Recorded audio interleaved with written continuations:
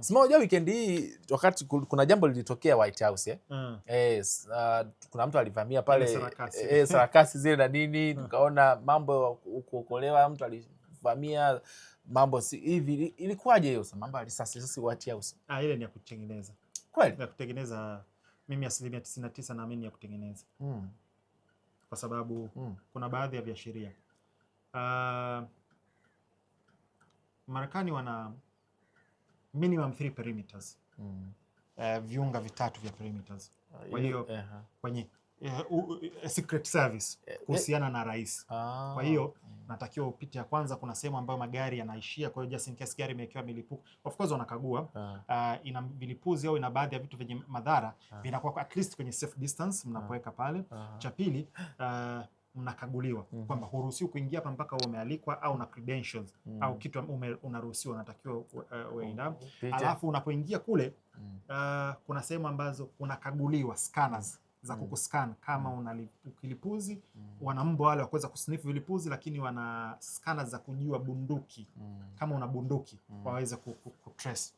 Kwa hiyo yule mtu mpaka kufika pale, yani uweze kuniambia kwamba kapita hizi perimeter zote kama sio ya kupanga na hakuwa na watu ambao wameshirikiana nayo. Cha kwanza. Cha pili, hivi umeziona picha za ile mtu baada ya kukamatwa na nini? Nimeona umemlaza chini hivi. Uliona kuna damu pale? Hapana. Uliona kuna medics wataalamu wa afya pale? Hapana. Sasa kiprotocol. Na hii naambia mtu asije kajichanganya. Secret Service. Ukishaingia kwenye anga zile, haongei na wewe, anakupiga risasi pale pale on the spot. Yani hakuna hata kwamba kuna maongezi. Yani kuna ukishaingia na wakakuona una silaha na unaenda kusababisha madhara. Yani pale pale unadunguliwa. Sasa nikuulize, pale kulikuwa kuna Secret Service wangapi? Na walishasikia amefiatua risasi. Yani yule mtu alitakiwa dai matundu ya risasi. Sio, unanielewa? Kwamba kuna ile video inaonyesha anavuka sehemu alafu watu wanapiga risasi. Uliona ile video? Kizuizi pale. Wanda kwambia risasi zote zile zikumpata hata moja. Umenielewa hiyo video? Umeiona ile video? Umeiona? Anaonyesha anakimbia na storm sehemu. Alafu nani wanatoa risasi wanaanza kupiga. Wanda kuniambia wale wanafanya training kila siku ya shabaha, sharpshooters. Jamaa yule yuko chini hamna hata risasi moja.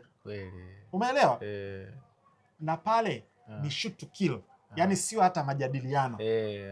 Yani unatakiwa ummalize, yani kama ukiweza kula kichwa kula kichwa. Kama ni shingo kula shingo, yani maliza kabisa pale. Kwa hiyo jamaa amelazwa pale chini na risasi zote zilizokuwa nani. Aya, tuingie kitu kingine. Yani mtu huyu anafanya tukio lile mbele ya viongozi wakubwa, vice president na rais mwenyewe. Alafu umetaja hiyo vice president. Uliona video mtu wa kwanza kutolewa pale ni nani? Alikuwa ni makamu wa rais. Sasa ile ni kinyume kabisa na protocol za Secret Service. Yani protocol zao zinasema hivi. Na hii nanukuu kutoka kauli ya ex-CIA analyst Larry Johnson, anasema bora wafe wengine wote lakini mwokoeni rais. Ndio protocol yao. Mtu wa kwanza kabisa ni kiongozi wa juu wa nchi. Sasa nyinyi mnaenda kumchukua makamu. Alafu rais kakaa. Kwanza rais mwenyewe ulimwona? Kakaa pale anasikia nikatulia, ni kama anajua kinachoendelea. Trump alikuwa amerelax kusema kweli. Ka relax, yani hana hata wasiwasi. Kwa hiyo wameenda wakamchukua JD Vance, wakampeleka. Alafu baadaye tumemsahau rais. Ndo akarudi wakaenda kumchukua rais. Rais katulia tu. Rais hata kukimbia basi ajifiche chini. Na yeye kujiokoa maisha yake. Mara nyingi waga kuna wale wa karibu, basi njoni mumkinge. Kakaa pale yani ilichukua kama dakika moja au bro, hiyo ni nyingi sana. Kama sekunde kadhaa zilipita kabisa, ni kwamba kuna kinacho na nilicho kinotice pale ni ile kamera ambayo ilikuwa inamshuti ili zoom out. Ndio kila ambacho nikinotice. Sasa ile ni cha muhimu kwa sababu nadhani yule aliyekuwa na nani alifanya kitu sahihi ili kuonesha upana wa matukio kadhaa yanayoonekana pale. Chukua engo zote. Ionekane kwamba chochote kitakachoonekana kizoom out kionekane. Kwa sababu pale silikuwa imefocus kwake zaidi. Kwa hiyo ila pia ni indicator kwamba huenda katika hierarchy yao JD Vance ni wa muhimu kushinda Trump. Really? Yes. Kama ni kweli sasa. No, sio kama ni kweli. Mnaendaje kumchukua makamu wa rais afu unamwacha rais? Au wana mipango mirefu na JD Vance. Kwa hiyo inabidi wamuhifadhi. kwa sababu inasemekana ndio anaandaliwa kuja kuchukua kwa rais ajaye. Ni wa muhimu sana kwa hiyo ni wa muhimu sana kushinda huyu. Huyu tunaye, tushamtumia, na in case akiondoka tunaye hapa. Kwa hiyo kuna baadhi ya indicators ambazo ya moja kwa moja inaniambia kwamba ule ni mpango. Sasa ukiingia upande wa pili sasa, yule jamaa kuna picha zake ambazo zimesambaa mitandaoni. Amevaa kabisa nani ya IDF, jeshi la Israeli. Yes. Umeelewa? Yes. Kwa hiyo kuna hiyo, lakini sasa ukiingia sasa ukizoom out, ukatoka sasa kwenye ile ukaangalia. Hii ni michezo ya kuhamisha focus ya watu. Tunaanza kuhamishwa taratibu kutoka Iran. Hii inaashiria vitu viwili. Either vita vimeisha au vita vinapangwa viwe vya muda mrefu. Kwa hiyo taratibu wataanza kututoa kama Afghanistan. Ilikuwa vita karibia miaka 20. Watu wakazoeshwa kama ni kitu cha kawaida. Iraq pia same thing, ikaoneshwa kama ni vitu vya kawaida. Kwa hiyo inaandaliwa mazingira kwamba hivi vita vitakuwa vya muda mrefu. Ila sasa hivi tu shift kwenye vitu vingine. Usishangae tukipelekwa Cuba. Nadhani Cuba kuna nani pale. Usishangae tukipelekwa kwenye, tukirudishwa Ukraine, tukirudishwa Gaza na vitu kama hivyo. Kuna baadhi ya watu wanaamini kwamba imetengenezwa alaumiwe Iran kwamba alitaka kumuua rais, iwe ni sababu tena ya kurudia mashambulizi. Kurudi kule. Yes, kwa hiyo kuna scenarios kadhaa. Ila ilikuwa ni bonge ya sarakasi. Yaani wale jamaa ninavyojua wanafanywa bro, hata mimi mwanangu mimi nisingekukosa. Nina bunduki ambayo ina chemba 12. Ukimbie pale nichomoe nisikupata hata risasi moja. Hata kama za ovyo ovyo. Jamaa kalala chini pale, yani safe. Jamani. Kwa hiyo tuna uwezo wa kujoin dots hata vitu vidogo vidogo. Yes, kwa hiyo ni mwendelezo wa sarakasi. Lakini so far umesema kwamba hivi kwa kile kinachoendelea sasa hivi, sababu tunaona tunaona jana waziri wa mambo ya nje yule ameenda Urusi, alienda pia Pakistan. Yes, alienda pia nani Pakistani pia na nini. Unachokiona ni nini sasa hapa? Sasa hivi vita zimeisha au ni nini? Hapana, vita hii havijaisha. Vita actually vinaendelea. Unajua kuna vita vya kurushiana vifaa vya moto. Blockade pia ni vita. Ni vita. Kuweka ile blockade pia ni vita. Ninachoamini Marekani na Israeli walichotegemea kwa mipango yao ya mwanzo kimefeli. Kwa hiyo wamerudi, wanajipanga kwa ajili ya round 3 ya vita. Sasa watakuja na mbinu tofauti ya muendelezo wa vita. Usishangae kutokea waasi kutoka Azerbaijan huko Azeri na waasi wa Kurdi ndani ya Iran pale, ikaanza kutoka vita na blockade na vitu kama hivyo. Kwa hiyo kuna mfumo mwingine wa kivita ambao tusishangae ukianza kuja. Kwa hiyo vita bado yani ni kwamba mpango wao umefeli wa kwanza wa regime change umefeli, wa kudecapitate serikali imefeli.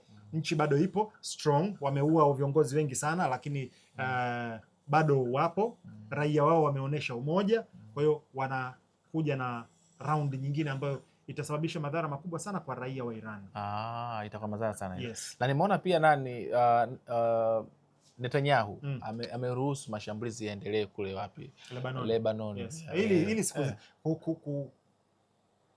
violate ceasefire. Ili vita viendelee huko. Yes. Yani kama kukiuka masharti yale ambayo yalifanya vita visiendelee. Yes. Okay, sawa. Ni maendelezo ya nani? Mimi sasa hivi nawekeza sana nguvu kwenye nchi yangu. Huku ninakuwa nafanya. Utakuwa unagusa kidogo. Nitakuwa nagusa of course. Siwezi kuwatupa watu wangu wa geopolitics. Lakini niko kwenye maandalizi ya trip ijayo. Sana na tulioenda. Bado na. Alafu by the way, kabla sijasahau, nakumbuka ulikuwa kuna kitu nani. Unaona hii nilivyoipandisha?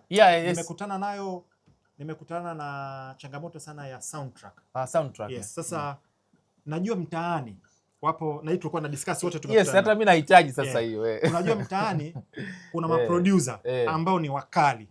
Hebu tutengenezeni background music. Mimi kwangu unaweza ukapita ukasikiza Fuse Ndinga, ukafikiza hii ya Safari, ukasikiliza. Tengeneza alafu tuma kwenye 0764 64124124 nani pale, alafu tutajua jinsi gani ya kupozana. Umeona Lakini pia ndugu yangu pia anahitaji ndio kama huko da una studio yako, unaweza kutengeneza background ambayo ni nzuri kabisa, nipigie namba kupitia namba 0744692178 0744692178. Wewe niambie popote kama unaweza tukaja bana, njoo tutengeneze wote siku fulani, njoo alafu tutaongea tujue namna gani tunapozana. Kwa walioda lakini mikoani pia unaamini kuna maproducer ambao wanaweza kawa kali. Wewe tuma pia. Wewe tuma. Unaweza kujua mawasiliano tu kwa simu bana wewe.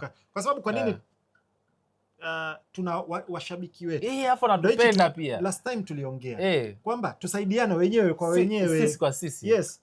Sisi tuna option ya kwenda kununua. Unaweza ukalipia Epidemic, unaweza ukalipia Suno na wengine kule. Lakini kama kuna wabongo na ni wasikilizaji wetu na mnaweza, kwa nini tusiwaunge? Ndio kweli. Umeona Mimi nina moja ile ambayo naitumia sasa hivi. Actually kanitengenezea 2D. Hii ni Tanzania. Bonge moja sana. Ile kali ile. Sana. Kali sana ile. Ile kumbe 2D ile. 2D. Kwa hiyo unakuja kuona kwamba kumbe tuna uwezo wa kusaidiana sisi wenyewe kwa wenyewe. Kwa hiyo kama wewe ni producer, tutengenezee soundtrack, una nani? Sikiliza ambazo ziko kwangu, utengeneze. Mshikaji pia anahitaji. Tupeane, tutapozana kishikaji, mambo yaende. Ila bado mimi pia natafuta videographer na photographer mkali ambaye anajua kushoot na kuedit. Nataka ni mwade au full time Fuse. Kwa kama unajiamini unaweza andika, tuma kazi zako 0764124124 kwenye namba yangu ya Fuse. Then tuangalie jinsi gani ambavyo tunaweza tukashiriki. Ila kama we ni binti mkali ambao unajua kuongea, sio lazima umesomea. Kuna madada tu ni wakali, wana muonekano, wanajua kuongea mbele ya kamera. Tuma kazi yako, tunaweza tukajua jinsi gani ya kushirikiana. Yes. Sma bwana, kuna kitu moja nilikipenda sana. Last time ulituachia ujumbe fulani mzuri sana kuhusiana na masuala ya marafiki. Kuna rafiki mmoja akaniambia bwana, ukienda kwa Sma bwana, mwambie anatuachaje. Unaona tuachaje Sma? Kwanza sikutegemea ile ingeenda viral kiasi hicho. Yaani imeenda viral sana na imepostiwa na viongozi hata wa kidini mbalimbali. Umeona? Na imepokelewa vizuri na mshukuru Mungu. Ni kwa sababu unaaminika. Sifa njema zote ziende kwa Mwenyezi Mungu. Sasa nawaacha na mambo mawili. Ya kwanza, unaona nilichosema, hichi nilichosema kwamba sifa njema zote zinaenda kwa Mwenyezi Mungu. Ndio. Sifa nyingine sio za kwako. Ukipewa sifa zipokee. Sio za kwako. Ni unapokea kwa niaba ya. Mfano, leo hii mtu akisema Sma, una akili sana, mimi naipokea. Hiyo sio sifa yangu. Ni sifa ya nani? Ni sifa ya aliyeniumba, muumba mbingu na ardhi, ndio kanipa mimi akili. Kwa hiyo mimi naipokea, alafu nasema alhamdulillah, namshukuru Mwenyezi Mungu. Kwa hiyo naipokea ile sifa, sio kwangu, naipokea kwa niaba, na naipeleka ile sifa kwa aliyenipa ile sifa. Leo hii mtu akikwambia wewe ni mzuri, either ni dada anakuambia bana you're very beautiful, au ni mshikaji anakuambia you're very handsome, zipokee. Unasema namshukuru Mwenyezi Mungu aliyeniumba hivi. Kwa hiyo unazipokea kwa niaba ya, zile sio za kwako. Kwa sababu sometimes mtu anaweza kuambia bana una akili sana, amna bana, mimi wa kawaida tu. Au mtu akusifia bana ni mzuri sana, ukikataa unakuwa unakosea, kwa sababu hukujiumba wewe, hukujipa akili wewe. Aliyekuumba ndo amekupa zile, lazima uzipokee na umpe sifa yeye, usizikatae, kwa sababu kukataa neema pia ni ukosefu wa adabu wa Mwenyezi Mungu. Yaani Mungu akikupa neema, ipokee, uishukuru, na inapokuja sifa inahusiana na hiyo neema, ipokee alafu mkabidhi yeye. Leo hii mtu akikusifia una tabia njema, unatakiwa uipokee alafu sema na washukuru wazazi wangu kwa kunilea hivi. Kwa sababu zile tabia njema umelelewa na wazazi wako. Kwa hiyo zile sifa njema sio za kwako, ni za wazazi. Kwa hiyo unazipokea kwa niaba yao. Kwa hiyo kuna baadhi ya sifa ambazo tunazipokea sio za kwetu, tuzichukue tuende. Leo hii wewe kama ni mjuzi let's say kama ni fundi mekanika au ni ujenzi au vitu kama hivi, mwanangu unajua sana, unatakiwa ushukuru, na sababu nashukuru sana, nilikuwa na mwalimu mzuri sana. Mpe yule sifa ambaye ndo alikufundisha mpaka wewe ukawa na sifa hizo. Kwa hiyo kuna baadhi ya sifa ambazo tunazipokea kwa niaba ya wahusika. Sifa za Mwenyezi Mungu tunazichukua, tunasema alhamdulillah, namshukuru Mwenyezi Mungu, tunampa. Sifa za walimu wetu, za walezi wetu, za wazazi wetu tunazichukua, tunawapa. Kwa hiyo ni jambo la kwanza ambalo ningependa watu waelewe, kwamba kuna baadhi ya sifa zinapokuja ambazo sio za kwetu, tuzichukue tuwape wahusika watu wengine. Hilo la mwisho. La pili ni ile kuhusiana na marafiki. Naomba niwaambie watu kwamba rafiki mwema, mpenzi mwema, mke mwema, mume mwema, business partner mwema, na washirika wema ni riziki kama riziki ambavyo tunaipata hii nyingine, iwe ni ya chakula, iwe ni ya pesa, iwe ni riziki zingine zinatoka kwa Mwenyezi Mungu, sio kwa ujanja wetu. Kwa hiyo tunatakiwa, tunapotaka rafiki wema au mke mwema au mume mwema au partner mwema au washirika wema, tuombe Mwenyezi Mungu kama unavyomuomba vitu vingine. Muombe Mwenyezi Mungu, naomba nijalie marafiki wema, nijalie mke mwema, nijalie mume mwema, nijalie cycle njema. Alafu muombe niepushe na rafiki waovu, warafiki wenye madhara, watu wenye madhara, na awe ni mme, awe ni mke, awe ni ndugu. Sometimes hata ndugu yako ana madhara na wewe. Au sometimes hata kuna baadhi ya wazazi wana madhara na wewe, japokuwa asilimia kubwa ya wazazi wana manufaa. Au mtoto wako kuna mtoto anaweza kawa na madhara na wewe, japokuwa asilimia kubwa wana manufaa. Kwa hiyo tuombe kama tunavyoomba riziki, na vile vile tuombe watu. Naomba nikuulize swali la mfano.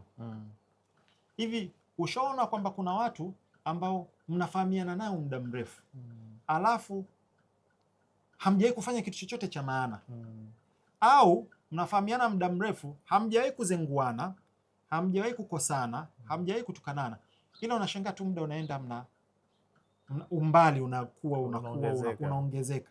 Haijawahi, hamna tatizo lilotokea, lakini tu mna separate. Ila upande wa pili, nikuulize, ushakutana na mtu katika mazingira ambayo haukupanga, lakini yule mtu akawa muhimu sana katika maisha yako? Kwanza wewe. Kwa hiyo utakuta kwamba mtu ambaye hamkupanga, ila Mungu alipanga, alikukutanisha naye, na yule ni mtu umekuja kukutana naye ukubwani, lakini akawa na impact bora sana kwenye maisha yako. Kwa hiyo hawa watu ni riziki kama riziki zingine, ila angalizo, riziki inatoka kwa nani? Kwa Mungu. Sasa Mungu anapokupa watu wema, ishi nao kwa wema. Mungu anapokupa marafiki wazuri, ishi nao kwa uzuri. Ukiwatumia vibaya, ukiwa abuse, kumbuka watu wema ni vipenzi wa Mwenyezi Mungu. Kumbuka wale wametumwa na Mwenyezi Mungu. Unapomwabuse yule au kumtumia vibaya, unamkosea adabu Mwenyezi Mungu. Mwenyezi Mungu atakuondolea watu wema, alafu watu watakaokuletea huo mziki wake ndo unaostahili. Kwa hiyo kwa leo tuniishie kwa haya, na tumalizie. Kama chochote nimekosea, basi tuiane radhi. Mimi siko perfect, niko tayari kurekebishwa nitakaporekebishwa. Ni hayo tu. Nilikuwa nazungumza na DJ Sman, kama nilivyozungumza, Sman ni full package. Yani mimi nikitaka kuzungumza vitu vingi tofauti lazima nitamuuliza, na flow vile vile na upati ule utofauti. Asante sana. Mimi naitwa Victor Madaha, nyuma kama nakopa riziki bwana. Asante. Asante kwa kutazama interview hii. Usisahau kusubscribe, like, comment na kushare.